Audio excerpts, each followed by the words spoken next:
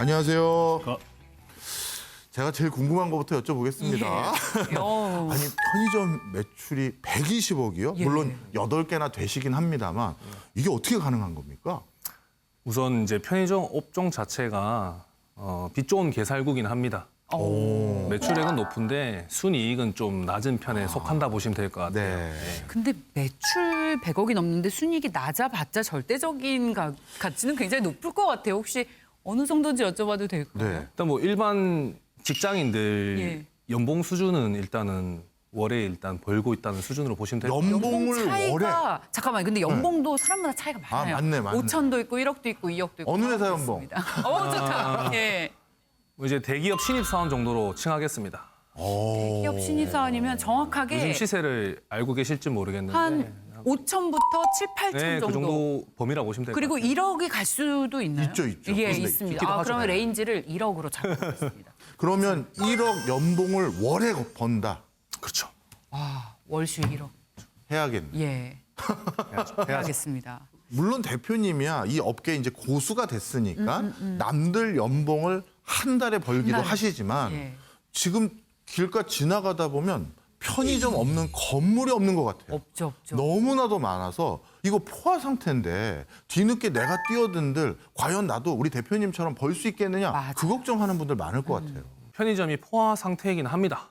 근데 현재도 포화지만 앞으로도 더 포화가 될 겁니다. 나아가서는 편의점 업종 같은 경우에는 이제 빈익빈 부익부 사업이 이제 엄청나게 좀 극명한 형태인데 지금 각종 인건비랑 공과금이 지속적으로 상승하고 있기 때문에 향후 2, 3년 내에 일매출이 평균 이하에 있는 점포들은 네. 폐업을 하거나 그런 식으로 정리가 될 걸로 이제 예상을 하고요. 네. 그래서 순증가라고 얘기하는 점포들의 증가세가 언젠가는 둔화될 걸로 예상을 합니다. 그렇게 됐을 때 이제 반사 이익을 이제 얻는 곳이 있는데요. 고매출 점포들이 오히려 반사 이익을 얻는 구조로 보시면 될 것 같아요. 그렇군요. 네. 그러면 대표님이 운영하시는 8개 편의점은 전부 다 매출이 잘 나옵니까? 매출이 낮은 점포는 네. 일매출 한 300만 원 이상을 판매하고 있고요. 낮은 게요. 야, 네. 그렇구나. 제일 높은 게 600만 원 정도 판매하고 있고요. 그 정도의 형태를 가지고 있습니다. 우리 대표님은 언제부터 이렇게 8개까지 점포를 늘리신 거예요? 이제 저는 사실 이제 그 편의점 메이저 브랜드 G사에서 현직으로 10년 넘게 재직을 했었던 경험이 있었고요. 정말 운이 좋게도 제가 그 편의점 G사 같은 경우에는 이제 임직원 특수이해 관계라고 해서 보고를 하면 가족들이 편의점을 운영할 수 있었던 어떤 이제 조직 내부적인 구조가 있었습니다. 그래서 보고를 하고 이제 점포를 진행을 해 왔었죠. 이런 질문을 해보고 싶어요. 대표님께서는 실제로 편의점에서 근무하시면서 이게 내가 적성에 맞다. 이거 진짜 내가 잘할 수 있다라는 어떤 학습을 할 수 있는 기회들이 있었잖아요. 편의점 창업을 위해서는 그런 경험들을 해보는 게 나은지. 그래서 그런 경험을 바탕으로 나 이거 진짜 할 수 있겠다라고 마음을 먹으면 뭐부터 시작해야 되는지 조언을 해주신다면요. 우선은 그 업종에 대한 이해도를 굉장히 높여야 됩니다. 그래서 편의점 업종 같은 경우에는 편의점 업종의 가장 중요한 부분은 일단 부동산 개발에 대한 공부를 하셔야 됩니다. 편의점은 부동산업과 굉장히 유사한 업종이기 때문에 예. 모든 거에 대한 판가름은 입지에서 결정이 된다 보시면 될 것 같아요.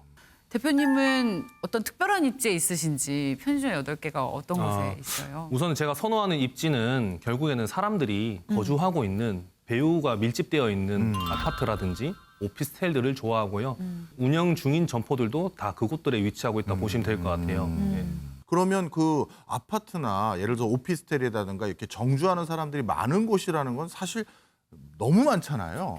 그 중에서 하필 이곳 이렇게 남다르게 찝으신 상권 분석의 노하우 이런 것도 하나 알려주세요. 아파트가 101동이 있고 110동이 있습니다. 네. 근데 아파트 동이 10개가 위치하고 있겠죠. 예. 이제 역세권 101동 앞에 편의점이 있다는 전제입니다. 예. 근데 단지 내 상가는 110동 앞에 있습니다. 123동에 있는 사람들이 절대 110동 앞에 있는 단지 내 상가의 편의점을 이용할 가능성은 적다는 것이죠. 그렇네. 그렇기 때문에 이제 편의점은 동선이 중요하다고 볼 수 있습니다. 제가 알기로 우리 그 대표님은 그 편의점 상권을 분석하거나 편의점 시장을 분석하는데 남다른 관이 하나 있다고 들었어요. 완벽 독점과 꽉 찬 독점 이게 뭡니까? 이게 제가 만들어낸 단어인데요. 완벽 독점은 반경 150m 내에 아무도 어떠한 없구나. 소매점도 없는 이제 인허가라고 얘기하는 담배 소매인이라는 게 있습니다. 담배 소매인을 소재하고 있는 임차 목적물이 없는 곳, 야. 도보로 접근하기 어려운 곳, 예. 그야말로 섬 같은 곳 있지 않습니까? 예. 그런 단지들이 굉장히 좀 입주민들은 이제 생활하기가 좀 불편하실 수도 있어요. 예. 근데 거기서 장사하시는 분들은요, 웃으면서 장사하는 그렇겠네요. 그렇죠. 모든 업종이 다. 예. 네. 그래서 완벽 독점 같은 경우는 주변 편의시설들이 전무한 곳들 있지 않습니까? 예. 그런 곳. 그리고 또 추가적인 부가적인 의미로서는 편의점 메이저 브랜드 4사 중에서 그 브랜드가 주변에 150m, 250m 내에 존재를 하지 않는다면 이 편의점 같은 경우는 나중에 가맹 계약이 종료되면 본부와 재계약을 하게 됩니다. 네. 재계약을 하게 됐을 때 FA를 또 할 수 있어요. 그러면 가맹 재계약을 통해서 수수료라든지 인테리어라든지 그런 어떠한 일종의 혜택들이 있거든요. 네. 그런 혜택들에서 좀 자유로울 수 있죠. 그게 완벽 독점을 칭할 수 있고요. 네. 두 번째 이제 꽉 찬 독점이라고 얘기할 수 있는 부분은 전 브랜드가 예. 오밀조밀하게 다 들어와 있습니다. 예를 들어서 예. 여기 이제 방송국 밑에도 2개의 편의점 브랜드가 존재하더라고요. 예. 그때 또 시장 조사를 잘 하셨군요. 여기 이 근처에 더 이상 들어올 데가 있어 보이던가요? 아니요, 없어 보여요. 없어요. 네, 이게 꽉 찬 독점입니다. 이미 다 자리를 잡은. 그렇죠. 아. 근데 이 중에서도 이제 일입지라고 얘기하는 게 있어요. 네. 뭐 아파트에서도 로얄층이 있듯이 상가에서도 임차 목적물들도 일입지라는 게 존재합니다. 네. 그럼 일입지에 있는 편의점이 치킨 게임에서 나중에 결국 살아남겠죠. 아. 그렇죠. 꽉 찬 독점은 완벽 독점보다는 좋진 않지만 그래도 추가적인 경쟁 형태에 대해서는 더 이상 출점할 수 있는 곳이 없기 때문에 두 번째 독점이라고 말씀드릴 수 있습니다.